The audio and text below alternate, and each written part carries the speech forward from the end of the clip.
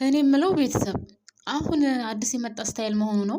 ፍቅር በጥፊ ነው የሚገለጸው። ወንዶችዬ በጥፊ ካልተመቱ ፍቅር አይገባቸውም እንዴ? እ በተለይ ኖላዊ ድራማ ላይ ዛሬ በጣም ነው ያሳቁኝ። ሰላምና ሀና ሰላምዬ ቅዱስን በጥፊ ብላ ከዛ ታረቀችው፣ ተቃቀፉ።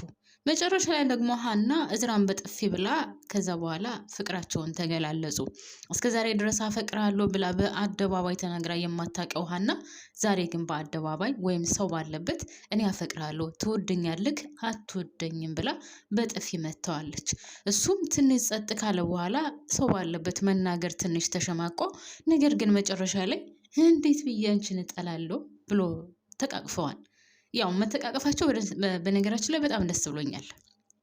ማለቴ እዝራ ለሀና ያለውን ፍቅር አውጥቶ መግለጹ። ምክንያቱም እስከዛሬ ድረስ በሀና ምክንያት በጣም እየተሰቃየ እንደነበር፣ በጣም ብዙ ዋጋ እንደከፈለ እናውቃለን። ለእሷ ሲል ብዙ ቦታ ማለቴ በጣም ብዙ ጊዜ ወደ እነሱ አካባቢ እየሄደ በጣም ተሰቃይቶ ነበር። ያም ሆነ ይህ ዛሬ ግን አንድ ላይ ስለሆኑ እኔ በበኩሌ በጣም ደስ ብሎኛል፣ እዝራና ሀና። ምክንያቱም ሁለቱ የሚዋደዱ ናቸው። ስለዚህ ሀናን ብትሆን ከአሁን በኋላ ማን እንደሚጠቅማትና ማን እንደሚጎዳት አውቃለች ይመስለኛል። አሴረንና ተምቹን ብላ እስከ ዛሬ ድረስ ከቤተሰቦቿ ሁሉ ተቆራርጣ ነበር። ቤተሰቦቿንም በመካከላችን ማንንም እንዳታስገቡ ስትል እያስጠነቀቀች ነበር። ሌላው ቀርቶ እናቷን እንግዲህ አይታችኋን በትናንትናው ፓርት ላይ አንቺ ራሱ በእኔ በተምቹና በአሴር መካከል ብትገቢ ለመጨረሻ ጊዜ ይሆናል የኔና ያንቺ ንግግር ነው ያለቻትና እኔ በበኩሌ ቤተሰብ በሀናም መፍረድ አልችልም። ላሴርና ኤልያስ ስትል ብዙ ነገር አታለች። እዝራንም ልታጣው ነበር የምትወደውንና የምታፈቅረውን። ለማንኛውም አንድ ላይ ሆነዋል ማለት ነው። ደስ ብሎኛል። ሰላም የኔ ምርጦች እንዴት ናችሁልኝ? ሰላም ናችሁ ወይ? በያላችሁበት ሰላማችሁ ብዝዝት ትርፍርፍ ይበልልኝ። ለዚህ ቻናል አዲስ ከሆናችሁ እንደተለመደው ሰብስክራይብ አድርጋችሁ ቤተሰብ ሆኖ የደወል ምልክቷን በመጫን ነባር ቤተሰቦች ደግሞ ስወዳችሁ ሳከብራችሁ ስከረበትላችሁ ልበል እንደው ላይክ ማድረጓን አትርሱ። የላይክ ምልክቷን ጫን ብሏት ማለት ነው የኔ ምርጦች። እና ደግሞ ከጎን ሆናችሁ ስለምታበረታቱኝ ከልብ ነው የማመሰግነው ማለት ነው። እንግዲህ የዛሬው ደግሞ ጫን ያለ ነው። እንደ ውድ ቤተሰቦች እንግዲህ ሰላምዬ ትናንትና መጨረሻ ላይ ያየ ነው ለቅዱስና እሷ ተደዋውለው እያወራቸው እያለ ለምን አልደወልክልኝም እንዴት አልደወልክልኝም በሚለው ነበር የተጨቃጨቀው የነበረው። እናም ዛሬም ከዛው ቀጥሎ እንግዲህ ምንድነው ያለችው? እንዴት ሳትደውልልኝ ትዘጋዋለህ እንዴ? ቆይ ግን ፍቅር እንደዚህ ነው የሚያደርገው?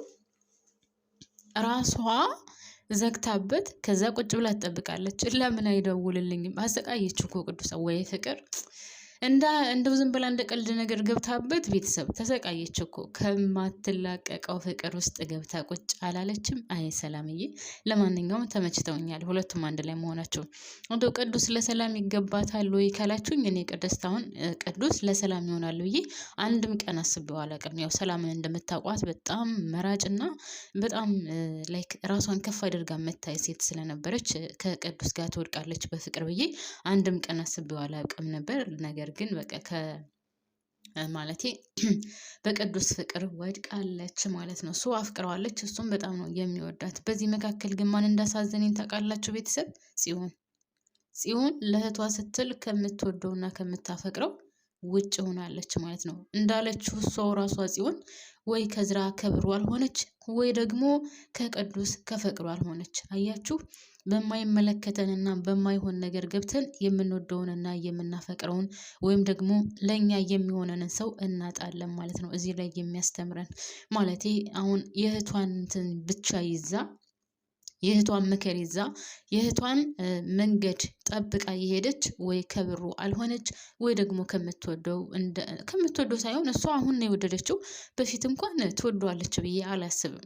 አንድ ሰው እኮ ለሚወደው ሰው ምንም ቢሆን እዝራን ለብር ብትቀርበውም ቅዱስን ለፍቅር ከሆነ የቀረበችው እንደዛ ማመነጫጨቅ አልነበረባትም። ቅዱስ አጠገቧ ሲሆን እንዴት ታደርገው እንደነበረ ሁላችንም አይተናልና ይመስለኛል አሁን ጽዮን አሁን ፍቅር ቢጤ ያጫወታት ሰላም ከቀረበችው በኋላ እንጂ በፊት ያን ያክል ለቅዱስ ምንም ቦታ አልነበራትም። ያን ያክል ሳይሆን ጭራሽ ቦታ አልነበራትም። እሷ ባለችበት ሲሄድ እኮ እንዴት አባቷ ተጸይፈው እንደነበረ ድራማውን ያየ አይቶታል ማለት ነው። ለማንኛውም አሁን ግን እንግዲህ ጽዮን ከሁለቱም ባዶ ሆናለች። ወይ ከብሩ አልሆነች ወይ ደግሞ ከዚህኛው ከፍቅሯ አልሆነችም። እዝራና ሀናም ታርቀዋል። በጣም ደስ የሚለው ነገር ጽዮንዬ እንግዲህ ቻየው፣ ምንም ማድረግ አይቻልም። ከጨዋታ ውጭ ሆነሻል። የእህትሽን ምክር ሰምተሽ እህትሽ ያለችውን ነገር ተቀብለሽ፣ ነገር ግን አንቺ ከጨዋታ ውጭ ሆነሻል ማለት ነው። እህትየውም አሁን ሳስበው በምሰራበት መስሪያ ቤት ወይም ከአቶ ቃለአብ ጋር ያላት ግንኙነት የሚቋረጥ ይመስለኛል። ለምን ካላችሁኝ ውድ ቤተሰቦቼ በጣም ፈርታለች። ተጨማሪ ሰው እናስወግዳለን የሚለውን ቃላት ስትሰማ ነገ ጧት ምናልባትም በእኔ ላይ እንደዚህ አይነት ውሳኔ ይወስናል የሚለው ጭንቅላቷ ውስጥ ሳይመጣባት አይቀርም እና በጣም ነው የደነገጠችው። ስለዚህ እሷን ብትሆን ምናልባትም ከጨዋታ ውጭ ልትሆን ትችላለች። ከጨዋታ ውጭ ከሆነች ግን ይች ልጅ ወይ አገር መልቀቅ አለባት ወይ ደግሞ የሆነ ነገር ማድረግ አለባት እንጂ አቶ ቃለአብ በቀላሉ ይተዋታል ብዬ በጭራሽ አላስብም ማለት ነው ውድ ቤተሰቦቼ። ሌላው እዝራና ቅዱስ ተገናኝተው ነበረ መጠጥ ቤት ማለት ነው። እንግዲህ ቅዱስ መጠጥ እየጠጣ አልነበረም። እዝራ ለመጠጣት አስቦ ለምን ዋትጣለ ምናምን እየተባባሉ ብቻ ስለ ፍቅር ወይም ስለ ሀና አንስቶለን ነበርና እኔ እዝራ የእውነት የጠላት መስሎ ነበር። ማለት የጠላት ስላችሁ በቃ ጭራሽ እንደማይፈልጋት እውነትም እሷ ጋር መሆን እንደማይፈልግ አስቦ መስሎ ነበር። ነገር ግን ቅዱስ ጋር ሲያወሩ እንደሚወዳት ነገር ግን እየወደዳት ችላ እንዳላት እስከዛሬ ድረስ ለሷ በጣም ብዙ ዋጋ እንደከፈለ ለሱ ስላልሆነች በቃ ሊተዋት እንደፈለገ ምናምን ነው አስቦ እንደነበረ ሲያወራ የነበረው። ነገር ግን እንደሚወዳትና እንደሚያፈቅራት ነው ሲያወራ የነበረው። በሌላ በኩል ቅዱስ የምትወዳትና የምታፈቅራት ከሆነ ለምን ትተዋለክ? ለምን ወደፊት አትጋፈጥም? ያማ አልፈልግሽም ተይኝ የሚለውን ተቀበል፣ ያማ ደግሞ እንደምንም ብለህ ይቅርታ ጠይቀሃት ታረቃት ብሎት ነበር። ያው እንግዲህ እሷ በራሷ ጊዜ ይቅርታ ብለው ታርቀዋል። መጀመሪያ ልክ ድራማው እንደጀመረ የዛሬው ፓርት ላይ እኔ አንተን እወድሃለሁ፣ እኔ ለምን ወደ አንተ እንደሚያመጣኝ አላቅም፣ ስለዚህ ላናግርህ እፈልጋለሁ። ለምንድን ነው የምትሸሸኝ? እኔ አንተን የጠላሁህ መስሎህ ነው ወይ?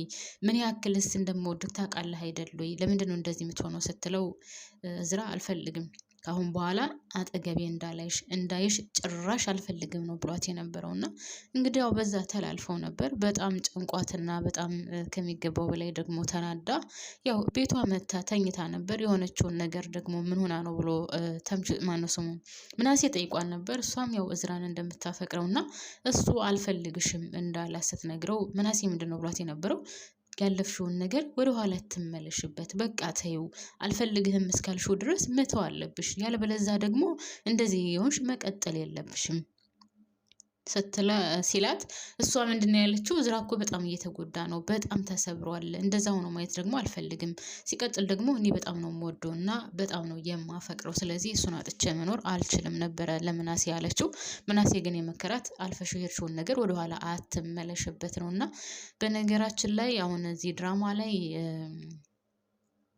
ያው እዝራ ብዙ ነገር አድርጓል። ሆነን ለመናገር ሰፈሯ ድረስ በጣም ብዙ ጊዜ ተመላልሰዋል። አግኝቷል፣ ልታናግረው አልፈለገችም፣ እሷ በፈለገችው መንገድ ነበር ምናምን እና ያም ሆነ ግን ዋናው ነገር ታርቀዋል፣ አንድ ላይ ሆነዋል። ሌላ ውድ ቤተሰቦቼ የአሴር ጉዳይ ነው። አሴር በጣም ከሚገባው በላይ ተቀይሯል። በጣም የሚገርመው ነገር ሀናን አሁን ልክ እንደ ጥላቱ አድርጎ እያያት ነው።